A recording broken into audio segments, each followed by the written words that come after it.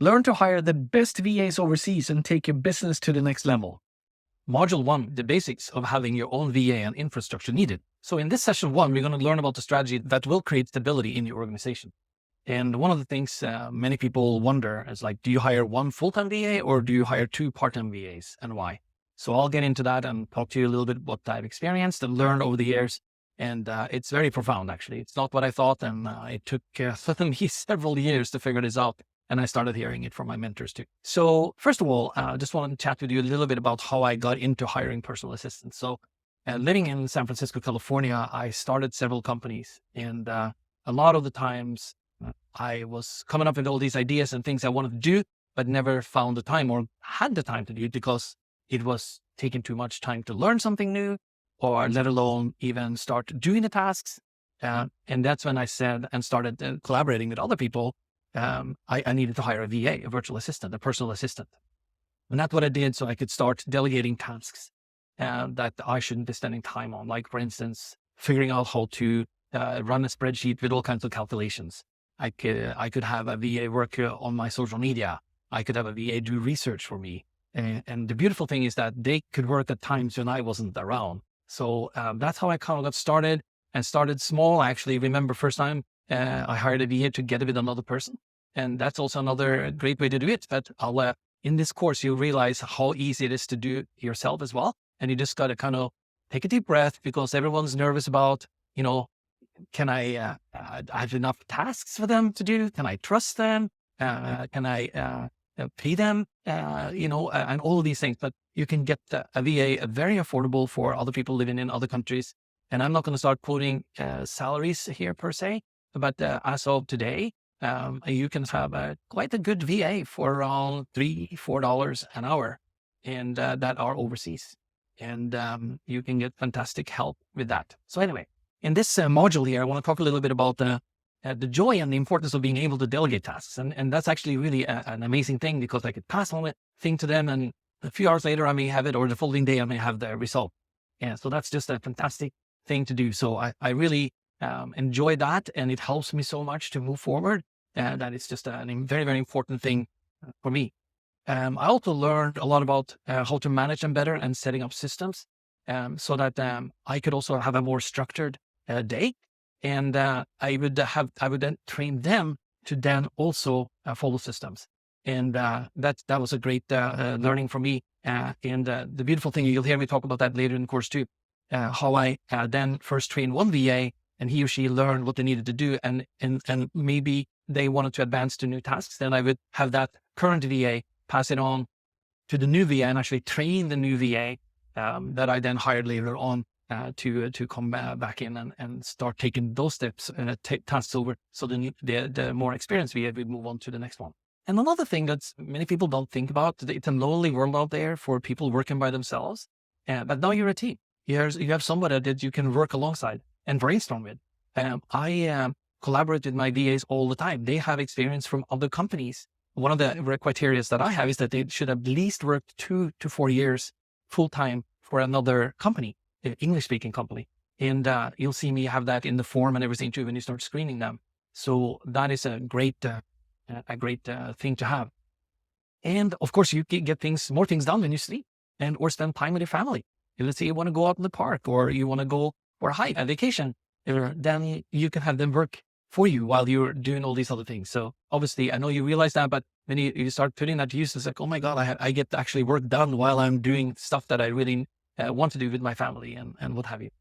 And redundancy and efficiency with regards to 2 part-time VAs that I am advocating, that's extremely important. I'll tell you why. For the many first years that I worked with VAs, I said, I want to have one dedicated VA that's going to work for me. And I want to make a long-term relationship, which I always want to do. But what kept on happening is that I hired a VA, they worked for me for several months, and maybe after 3, 4, even as early as that, 5, 6 months, something happened, or they wanted to move on to another job, or I found out they weren't the quite fit for me. So there's so many different variables, but I was gung-ho set on hiring a full-time one VA and start with that. Then I learned a few tricks that were very, very important. You create more redundancy, meaning if that one VA suddenly left you, boom, you have nothing to show for it. Unless you build system, which I'm also going to teach you about, SOP, standard operating systems. But if you lost that VA, you have to start all over again. So I started hiring part-time VAs, and there's many reasons for that. And you'll hear me talk about that later. Now I create redundancy. So I have one person come in maybe for 2 hours, 4 hours a day. And that's another thing we'll talk about as well, how you can set that up. Because especially when you start out, this is not going to be a problem. And as long as you communicate that, and the VA is also aware of that, and you're playing on the same side here. But if you have a second VA, now you have somebody that still will be there and able to do tasks if one VA should drop off. And also having a part-time VA, especially in the beginning, you can kind of feel them out. It's like, how do I get along with that person? Because you don't tie yourself down as hard and long-term as you do with a full-time VA. So there's some big advantages there. So you'll hear me talk about that many more times in the course. So I covered the pain of losing a full-time VA. It's just really, really bad. And I've been through those times several times, too many times. And you also need to be quite clear about what tasks that you want to give the VA. It's not hard, but this is one of the bigger questions I get from people that never hired a VA before. To start thinking about the tasks you've done the last week, or even today, or the last month, that you could delegate. And I'll show you some very easy ways to delegate tasks. And we'll cover that in some of the other sessions. I don't want to spill the beans on that right now. So that's the kind of part of the first module here. I just want you to kind of be aware of that.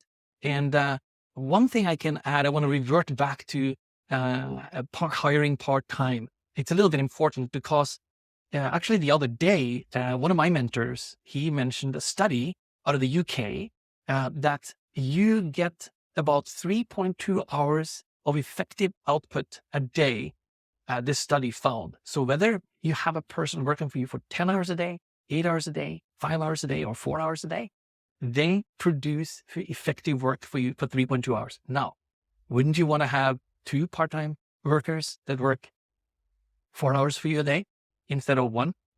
The math is simple. And if you see the principle there, they are then fresh. Now, we'll talk about that too, because when you hire part-time, they most likely have another job as well, right? And you want to try to set it up so that you're not the last one in the day to get that work, because then they're worn out, right?